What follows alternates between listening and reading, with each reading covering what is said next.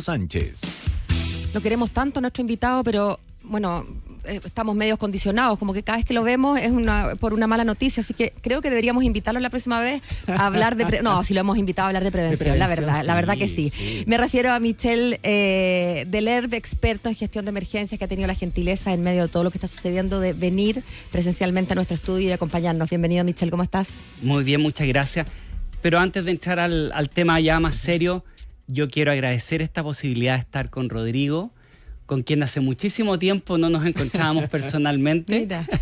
Nos conocimos reporteando y la verdad es que un agrado estar con Paola. No siempre estamos viejos conocidos, pero estar en esta mesa sin duda me siento muy honrado. Michel, lo más grande, porque cuando hacíamos notas relacionadas precisamente con la gestión de emergencia, quien nos respondía todas las dudas obviamente era Michel Delerve, y durante las últimas horas ha tenido un trabajo muy intenso, así que vamos a estar analizando por supuesto el despliegue de las autoridades y cómo ha actuado también la ciudadanía ante estos graves incendios. Yo siento, Michel, que es tan fácil desde la comodidad de nuestro estudio hacer una crítica, ¿no?, de lo que se ha hecho mal.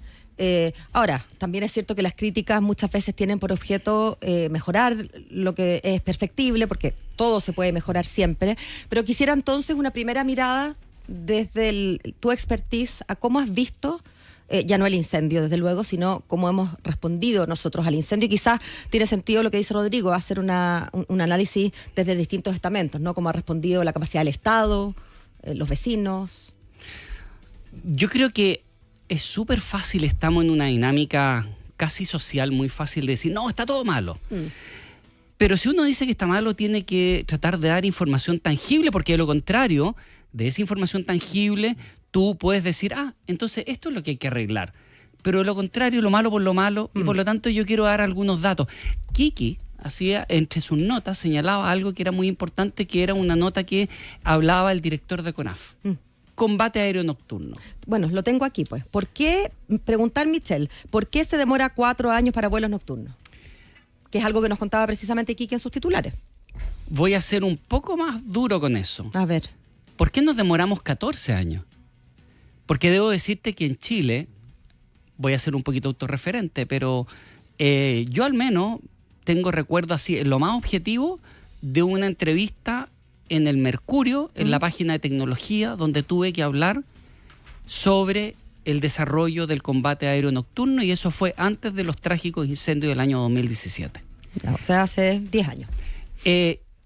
Primeros desarrollos, década de los 70, se detienen esos desarrollos, empiezan nuevamente la década del 2000, empiezan las operaciones a mediados, fines de los 2000. Yo me pregunto qué celular teníamos tú y yo en esa época.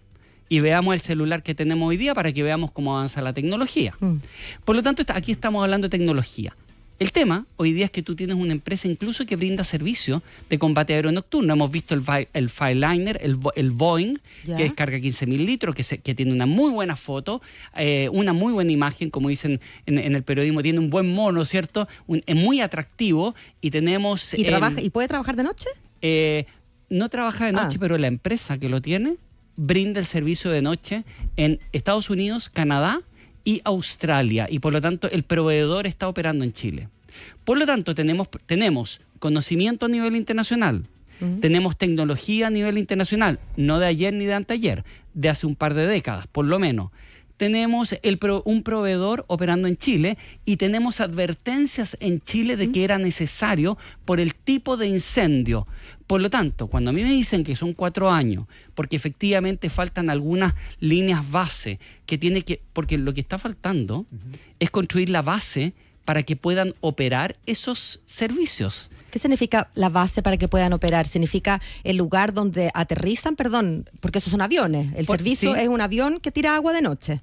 Básicamente yo te diría que lo más importante son las capacidades de coordinación y de gestión para la operación nocturna. Es decir, estamos hablando base de lo básico, y que mi pregunta es, si ya no nos vamos, no a los 4 años que anuncia el director de CONAF, nos vamos a los 10 años hacia atrás en términos de advertencia y a los 20 o 25 años de desarrollo, mi pregunta es, ¿acaso este anuncio no está develando en realidad un nivel de fragilidad y de inacción que es preocupante? Y segundo lugar, responsabilidad y rendición de cuentas en nuestro sistema de emergencia.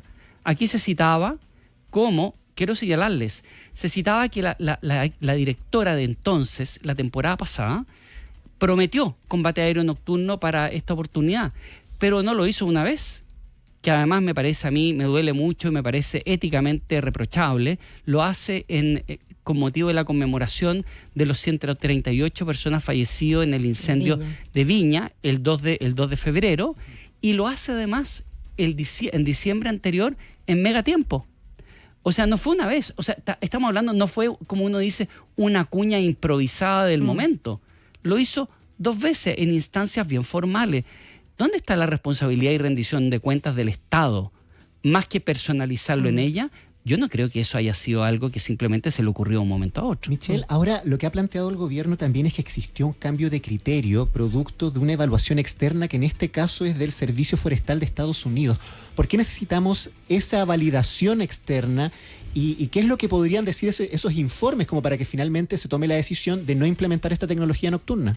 Lo que hizo el National Forest Service y la visita que hicieron a Estados Unidos es que a nosotros nos falta una línea base, que es la que yo les comentaba. Por lo tanto... Perdóname la ignorancia y la tontera, pero ¿qué es una línea base? Esa línea base que tiene que ver con, por ejemplo, la organización, la coordinación y la operación de combate aéreo nocturno. Pero no es que falte la tecnología y la solución. Es decir, es como que yo te dijera, para este estudio tenemos los conductores, tenemos los micrófonos, pero sabes que nos está faltando la mesa y parece que nos está faltando un poquito la señal para que eso funcione. O sea, hay un desde. Lo cual además es un desde que, si tú piensas, debería estar hace muchísimo tiempo, pero por el nivel de advertencia que había. Ok. Tuvimos 10 años para hacerlo desde que se advirtió. Comprendido. Pero no está. No está. Dado que no está y nos falta una mesa y un poco de señal, bueno, alguien tiene que salir a comprar una mesa y a poner Wi-Fi, y eso no puede demorarse 4 años, porque el próximo año va a haber incendios forestales. Así es. Y una de las características, perdón, yo menciono 10 años, pero si nos vamos al año 2012, es un año emblemático porque efectivamente ahí nos dimos cuenta de los incendios de comportamiento extremo. Torres del Paine, 2012, básicamente se expande parte en diciembre, se termina siendo liquidado por ahí por fines de febrero, marzo, y lo que tenía que ver es que se expandió durante día y noche. Ese incendio partió a las 6 de la tarde y a los 3 días tenía 9.000 hectáreas de 17.000 que se quemaron en total. Por lo tanto, estamos hablando de que los incendios se propaguen durante la noche. Estamos hablando del 2012 como una experiencia catastrófica. Por lo tanto, no estoy hablando de tecnocracia. Estoy hablando de evidencia y no de teoría. Oye, Michelle, escuchaba a la CONAF a las 5 de la tarde, daban cuenta de una especie de balance, ¿no? 34 incendios en combate, 37.000 hectáreas consumidas. Hablemos de lo que puede pasar durante la noche. ¿Qué podría pasar respecto de este número, 37.000 hectáreas? Bueno, las condiciones que tenemos para hoy día, para mañana, para pasado, es que probablemente la costa enfríe un poquito más. Estamos con fenómeno de la Niña, por lo tanto, en general siempre vamos a tener durante esta temporada un poquito de la costa un poquito más fría que el interior, pero el interior lo tenemos muy, muy elevadas las temperaturas, y que en estos momentos hoy día vamos a tener el día mañana pasado, por lo tanto, temperaturas que van a seguir durante los 35 grados, quizás más Talca, Chillán, Los Ángeles, y en este momento Araucanía. Araucanía se está poniendo complicado a esta hora, pero tenemos visión de túnel, estamos viendo eso. Visión de túnel, que les voy a dar otro tema. ¿Cuál era la visión de túnel del día sábado? El incendio en Tiltil. ¿Por qué? Porque era el que se veía en Santiago. Pero mientras mirábamos Tiltil, había una evacuación tras otra en el sur de Chile. Entonces tenemos un problema con nuestro sistema de emergencia, que yo no quiero ir a lo legislativo porque eso es como casi la solución mágica que nunca llega. Voy al tema que tenemos problemas de competencias, de resistencias al cambio, que requieren autoridad y liderazgo, como en cualquier institución. En el mundo privado lo mismo, también existe esa resistencia al cambio. Habría que pensar, Michelle, ahora que estoy pensando en el cambio de gobierno y cómo cuando cambia un gobierno cambian tantos puestos, ¿no? Rodrigo nos contaba mañana del gabinete, que se entiende que son los colaboradores más cercanos, nadie se le ocurriría que un gabinete permanezca, pero después está la cantidad enorme de gente que trabaja en el Estado. No todos se van y digamos se renuevan con el nuevo gobierno.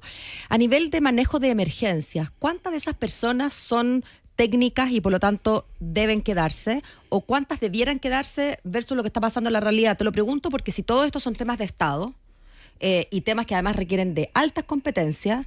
Bueno, y mi intuición me dice que no deberíamos estar cambiando a esas personas según si gobierna la derecha, la izquierda o arriba o abajo, porque los incendios se combaten, entiendo yo, igual si uno es de izquierda o de derecha. El problema es que esta área en Chile es un área que no es normada. Debo señalarte además que a mí me tocó participar en la conversación y en los debates internos en el Congreso respecto de la ley que generaba el Senapred. Debo decirte que además iba muy bien encaminado, me tocó ir, me fui a Estados Unidos a trabajar el año 2019 y cuando vuelvo me encuentro con una ley totalmente diferente, que era básicamente repetir la UNEMI, pero con un estatus diferente. O sea, el mismo modelo de gestión. Entonces, o sea, lo que nos encanta es esto de cambiar nombres. Y nos demoramos 10 años en darnos una vuelta de 360 grados. Cuando debimos haber dado una vuelta de 180. Obvio. La presidenta Bachelet, en una indicación sustitutiva, en su mensaje presidencial dijo, tenemos elementos de 40 años de atraso. Y así todo, la vuelta fue de 360 grados. Bueno, entonces, aquí tenemos un tema muy importante. En términos del recurso humano, debemos comprender que nuestro sistema no es un sistema normado. Porque en países desarrollados esta es un área de la seguridad pública. Entonces, ojo, esta área no está dentro del Ministerio de Seguridad Pública, está dentro del Interior. Sí. Entonces ya tenemos otra señal, fragmentación. Como esta área es un área de la seguridad pública en otros países, está normada. ¿Ejerzas esto de manera voluntaria o lo ejerzas de manera pagada? Eso significa que en Estados Unidos, por ejemplo, en materia de los bomberos, cerca del 75% de los bomberos son voluntarios. ¿Son voluntarios? ¿En Estados Unidos? Sí. Sí. Yo me certifiqué en un departamento de bomberos pagado y pertenecemos aproximadamente al 20% solamente de la fuerza de emergencia en Estados Unidos.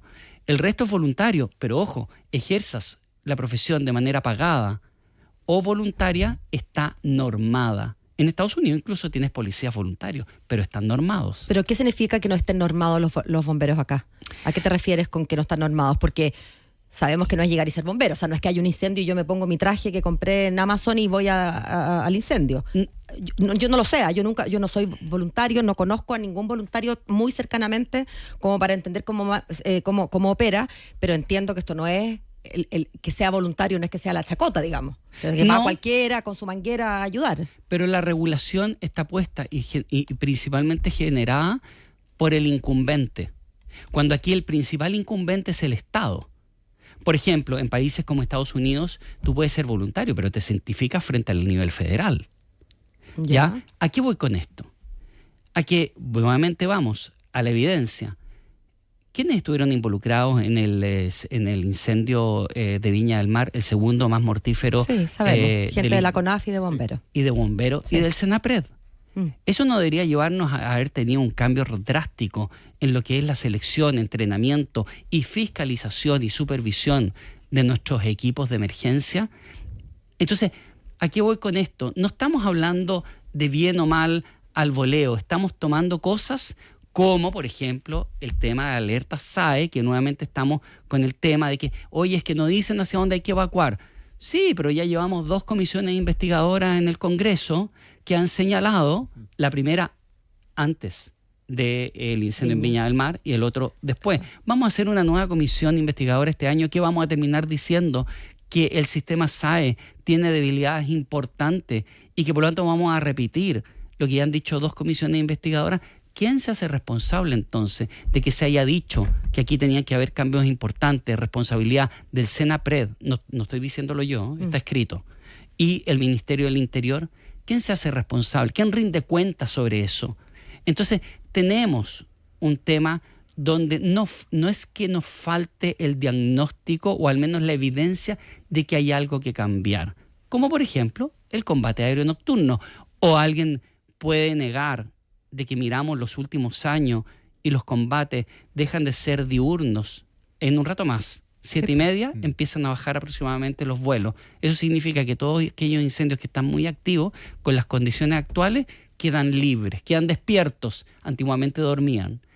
Y eso es sumamente complicado. Entonces tenemos una serie de elementos que mejorar, digamos, y para eso hay experiencia internacional y hay conocimiento. Michelle, si tuviésemos que dividir esto en etapas, pensando en la tarea que viene ahora para esta administración y proyectando también lo que le va a tocar a la administración de José Antonio Kast, ¿qué es lo que debería pasar de aquí al 11 de marzo para arreglar esta situación o para ordenarla un poco? ¿Y cuál es la principal tarea que le va a tocar al equipo de José Antonio Kast? Hoy día, por ejemplo, había un punto bien esencial. Se le preguntaba a la ministra vocera acerca del rol del Ministerio de Vivienda y ella planteaba que el Ministerio de Vivienda, bueno, tiene que actuar, pero ya cuando la emergencia esté controlada. Entonces, ¿cuáles son más o menos las etapas que se van a configurar acá?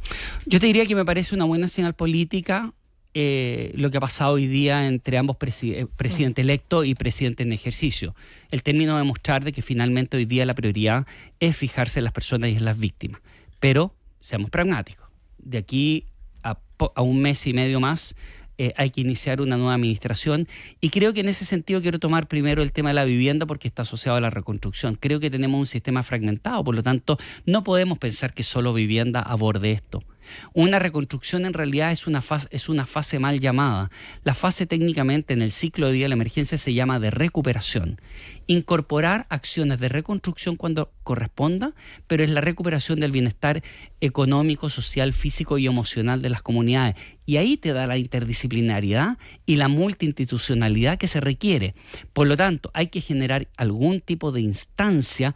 No quiero volver al tema ni de un ministerio, ni de una ley, pero debemos comprender que debemos funcionar con una mirada más integrada y el Ministerio de Vivienda no puede abordar solo, menos aún cuando tenemos un desafío de vivienda tan importante con el tema de los campamentos, que requerimos entonces abordar esto de manera especial. Y eso va a requerir un buen diseño, porque de lo contrario, o hacemos una cosa o hacemos otra cosa, porque los desafíos son demasiado grandes en términos de déficit habitacional y lo que tiene que ver con abordar emergencia. Y en tercer lugar, lo que viene el aquí y el ahora en términos de la recuperación de las comunidades ahora afectadas. Y eso va a requerir también interinstitucionalidad e interdisciplinariedad, y creo que requiere otro elemento. Y voy a dar un par de cifras. En los últimos 4 años hemos tenido, y todavía no se termina de saber cuántas personas han fallecido en esta temporada. Sí, ni vamos tampoco, en 19. Y todavía pueden fallecer más. Perdón, en 19 a propósito de este evento que comenzó el sábado. Y nos queda el mes más complejo, el mes de febrero. Ya esta temporada se ubica hoy día como la tercera con más fallecidos desde que hay registro. Y los últimos 4 años se concentran las 3 temporadas con más fallecidos desde que tenemos registro.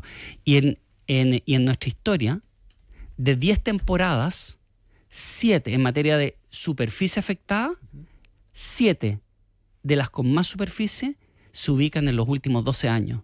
Entonces, la pregunta quizá ahí yo abierta, ¿la próxima administración va a tomar esto como un continuismo de esta resistencia que se arrastra gobierno por gobierno, o va a decir en abril, una vez ya que uno haya puesto, no sé, que hayan puesto la foto en la oficina, decir, ¿sabes que este es el momento para prepararse para la temporada de incendios forestales y empezar a trabajar para cambiar nuestra preparación en materia de incendios? Michelle, y considerando esos aprendizajes, ¿qué aprendizaje se debería sacar del criticado proceso de reconstrucción en Viña del Mar para aplicar en lo que viene ahora puntualmente en la región de Ñuble y en la de Biobío? Yo te diría que primero, este no es un tema de vivienda solamente. La vivienda es la estructura, pero aquí hay muchísimo más que eso. Y yo creo que aquí hay que abordar estos procesos de recuperación con una mirada más amplia. En segundo, hay que tener claridad en la línea de autoridad. En este caso, si uno lo pudiese decir como entre lo táctico y lo operativo, vivienda para mí es un ámbito que es táctico, que es operativo. ¿Cómo va a ser el Ministerio de Desarrollo Social? ¿Cómo va a ser el Ministerio de la Mujer? U otros. Mi pregunta es si tenemos un servicio público especializado, donde supuestamente deben estar las máximas competencias en materia de gestión de emergencia, como es el Senapred. Uno supondría que el Senapred es ese lugar. ¿No Me lo imagino que debería ser quien debería liderar este tipo de procesos, pero no lo está haciendo. Y en la interna, la verdad es que poco peso tiene y poco peso político en estos procesos tiene. Y por lo tanto, creo que ahí hay una reformulación. No desde la institucionalidad, porque no podemos estar 10 años más conversando en institucionalidad. Creo que hay que tomar lo que hay y con voluntad política mejorarlo e incluso, yo te diría, invertir mucho en preparación del recurso humano y fortalecer mucho esa institucionalidad. Creo que por ahí va. Michelle, bueno, vamos a hablar de recuperación cuando esto esté en una etapa ya de control, ¿no? Pero lamentablemente sabemos que hay 34 incendios hoy en desarrollo.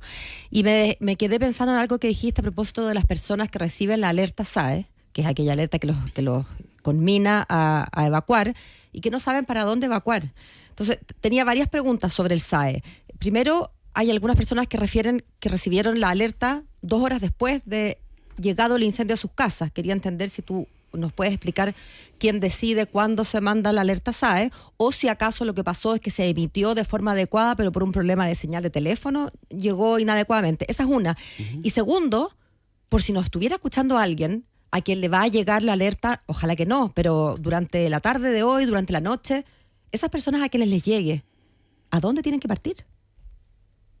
Porque estoy pensando que son vidas que uno podría, no quiero atribuirme, pero atribuirme salvarle la vida a nadie, pero la idea de una alerta SAE, cuando las personas la reciben, es tomar una decisión súper difícil. Lo refieren las personas que yo no quiero irme hasta el último minuto porque mis cosas, porque me roban, pero ya, el llamado, por supuesto, desde estos micrófonos es que si usted recibe la alerta, se vaya, agarre su mascota, sus hijos y se vaya.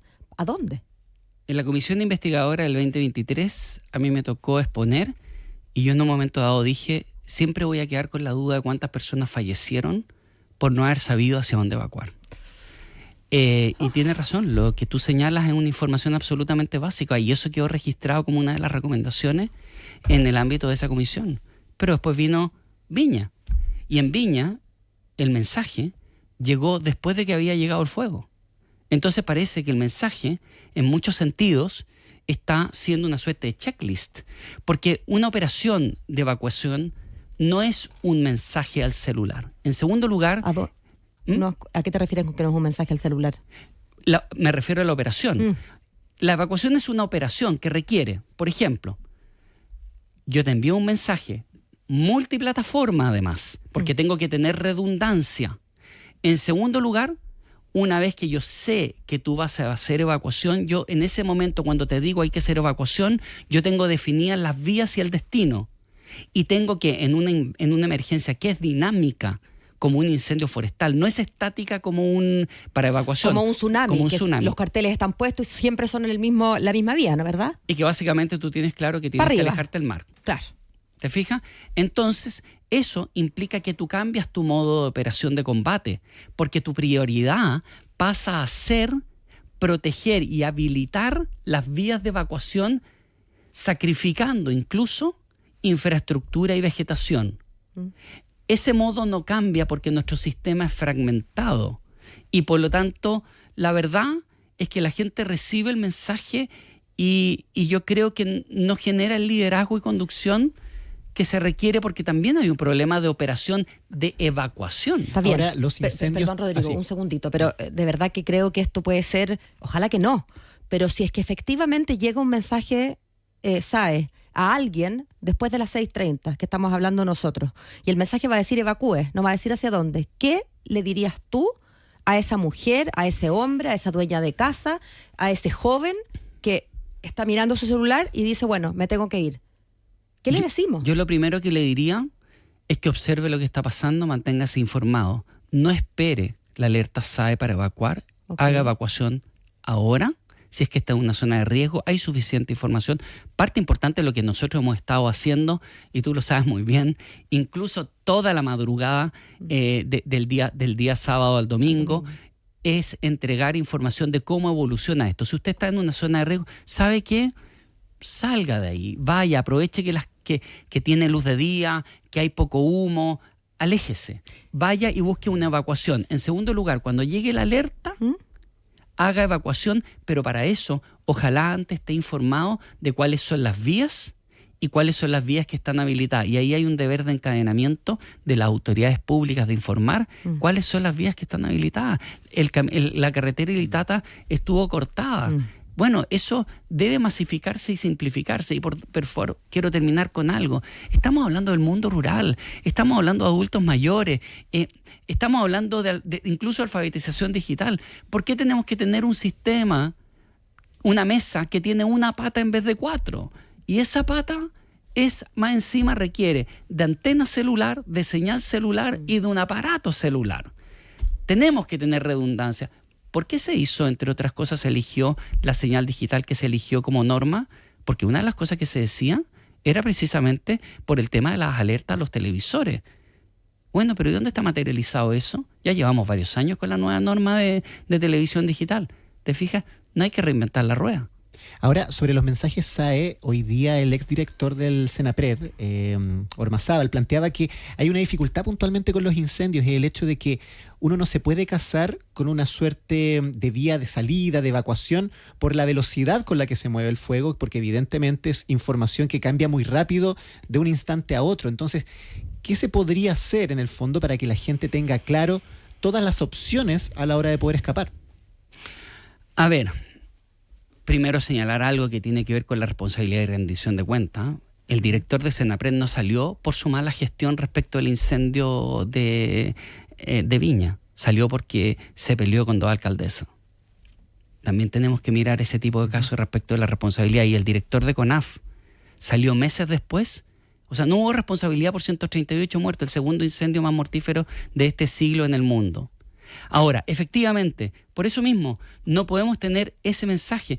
Voy a poner algo. Desde la década de los 90, en Estados Unidos, se bloquea la señal de radio. Nosotros estamos hablando. Si alguien va en el auto escuchándonos por la radio del auto, desde la década de los 90 existe un sistema que todavía se utiliza, que se bloquea la señal de radio, te sale una alarma y se te entrega información. O sea que el espectro radioeléctrico queda como...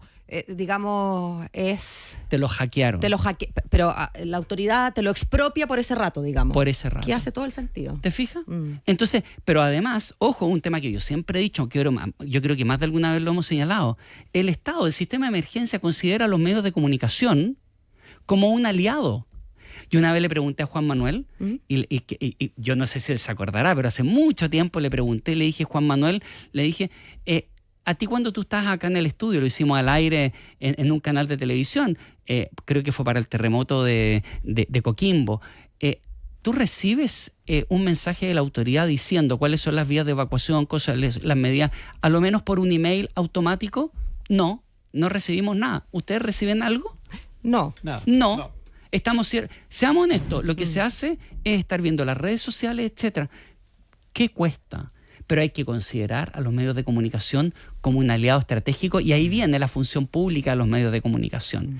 Entonces tenemos que tener esta redundancia, pero efectivamente el exdirector lo que señala tiene que ver efectivamente con que obviamente ese mensaje no da para informar porque son emergencias dinámicas, pero que ese mensaje no dé, es lo que yo estoy señalando. No podemos tener una mesa con una pata, tenemos que tenerla con varias patas y eso implica televisión, implica radio, implica preparación comunitaria, implica perifoneo. Claro. O sea, así de simple, por ejemplo. Estilo tsunami en la isla, ¿no? Juan Fernández, gritando por... Y todas nuestras comunas rurales, tú tienes carabinero, parte del procedimiento debería ser perifoneo, ¿te fijas? O antiguamente, ¿te acuerdas la sirena? La sirena de los bomberos, claro que sí, a las 12 del día. Absolutamente. O sea, tienes mecanismos y muchas veces los más antiguos son los más robustos, pero tenemos que tener básicamente redundancia. Ahora, efectivamente son dinámicos y por eso es tan importante, porque la vía que yo señalo en este momento, y más aún la vía que defiendo con todos mis recursos, los bomberos, el combate aéreo, todo lo que sea necesario, la policía, toda esa vía puede verse en algún momento dado comprometida y tengo que cambiarla. Entonces requiero información para eso. Ejemplo, y algunos recordarán, en California, un taco que se generó de automóviles y que la gente, como venía el fuego, arrancó y quedaron los autos botados. A las pocas horas vimos una retroexcavadora, pero arrasando con los vehículos. Arrasando, y no se lo preguntaron. ¿Por qué? Había que habilitar la vía de evacuación. Ay, tanto que hacer. Bueno, el llamado entonces a mantenerse informado y cuando llegue la alerta, haga caso de ella, ¿no? Es una obligación. Es una obligación. Sí, no lo dudemos. Hagamos evacuación. Podemos tener brechas, pero lo que tengamos, usémoslo adecuadamente. Y eso implica que si usted recibió una alerta de evacuación, haga evacuación. Si usted se mantiene informado, no espere incluso la alerta de evacuación si usted